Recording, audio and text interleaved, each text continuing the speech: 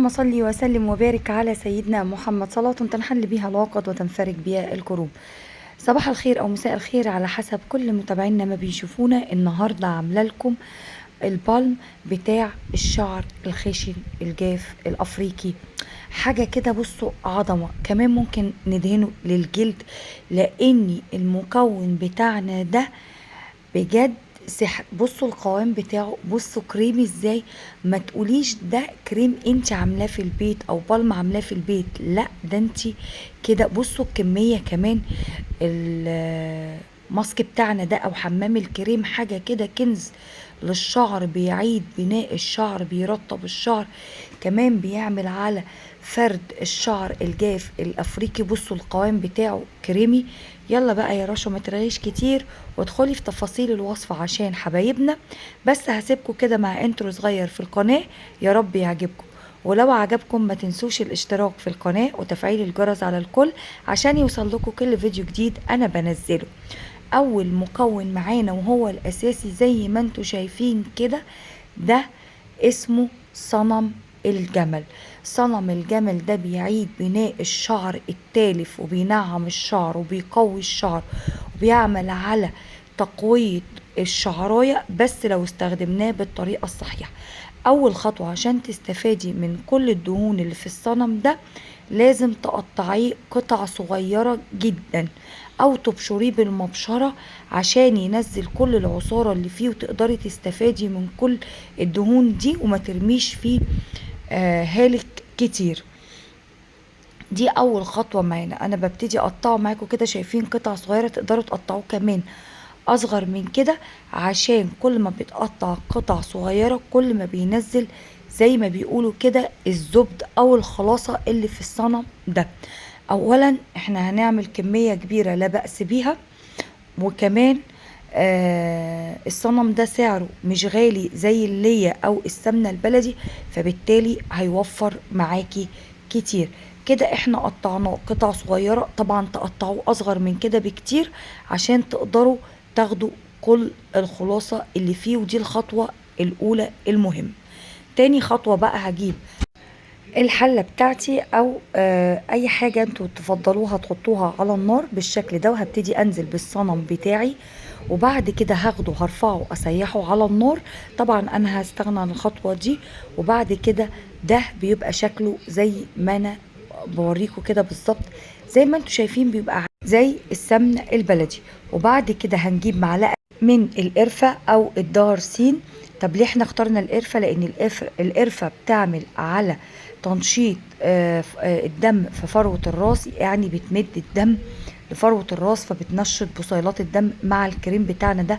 وكمان هيبقى زيت عطري. كمان هناخد معلقة كبيرة من القرنفل، والقرنفل كلنا بيعمل على تقوية وتطويل الشعر. يبقى انا كده بعمل وصفة في وصفتين. وكمان هنجيب بقى معلقة كبيرة من عشبة السلامكي، بس مش السلامكي العشبة، لا من اوراق السلامكي، بيبقى شكلها اخضر كده. طب ليه احنا اخترنا عشبة السلامكي؟ لان سبحان الله العشبة بتاعت السلامكي دي ملينة للبطن وده شكلها اهو، لكن الاوراق زي ما بتعمل عملية تليين للبطن بتعمل عملية تليين للشعر. يعني كده انا معايا حمام كريم طبيعي، معايا بلسم طبيعي للشعر. كل الحاجات الاعشاب اللي بنزل بيها دي بنزل على السخن. هبتدي بقى اجيب فوطة واغطيها، هيجمد الكريم ده، هيبقى زي البالم كده. وبعد كده هاخده تاني هحطه على النار لحد ما يبتدي. بصوا انا بهز كل الاعشاب عشان تتنقع فيه الصنم الجمل بتاعي. هجيب فوطة بقى واغطيه بيها وهسيبه لمدة نص ساعة، ساعة، ساعتين، لحد ما الاقيه ابتدى اتجمد كده، سوري. وبعد كده هرجع ارفعه تاني على النار واسيحه تماما بقى بالاعشاب، ياخد غلوة كده. وهنرجع نقول الخطوة التانية هنعمل ايه. وكده يلا بقى ننتقل للخطوة الأخيرة بتاعتنا، وهي تصفية الصنم من الأعشاب. هنجيب مصفى كده وهننزل الصنم بتاعنا. احنا كده بنعمل حمام الكريم بتاعنا ده او البالم الشعر الافريقي المجعد الخشن الناشف الهايش. طبعا انا بس بصفي دي كده الخلاصة، لكن بعد كده هاخد الاعشاب دي اصفيها على جنب عشان بس ما اطولش عليكم في وقت الفيديو. ويلا بينا بقى نقول ايه هنعمله تاني. كده انا صفيت الاعشاب كويس جدا. طبعا انا في المرحلة دي بشتغل بسرعة جدا لانه بيتجمد معايا بطريقة سريعة جدا. واول حاجة هجيبها معايا معلقة من جليسرين الصبار، وانا عاملاه قدامكم في القناة. وكل مكون بنزله بدي تقليبة كده عشان المكونات كلها تختلط مع بعضها.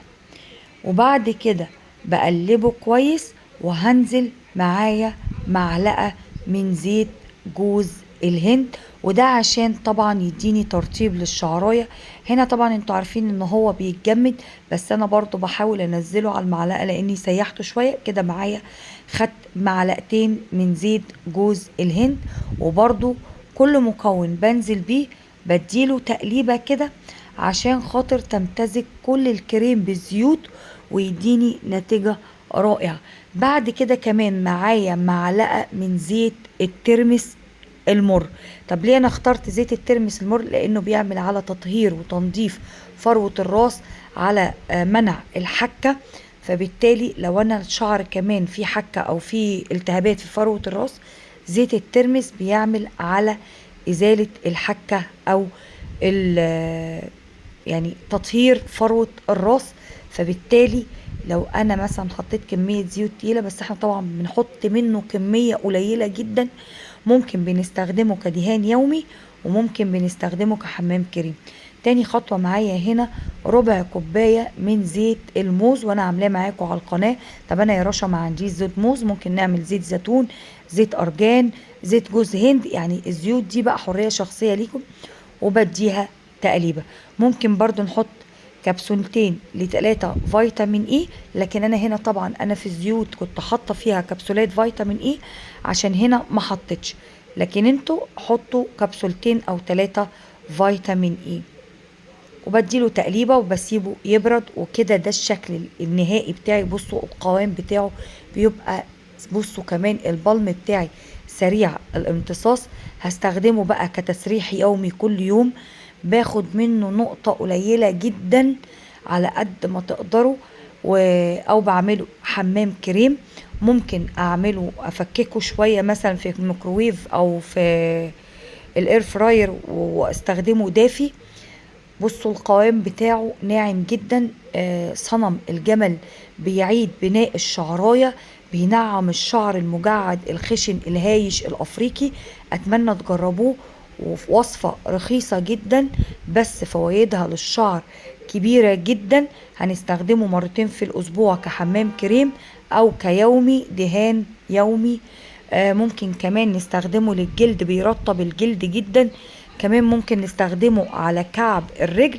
اتمنى تجربوه، وسلام وليس ختام، واشوفكم في فيديو جديد بإذن الله.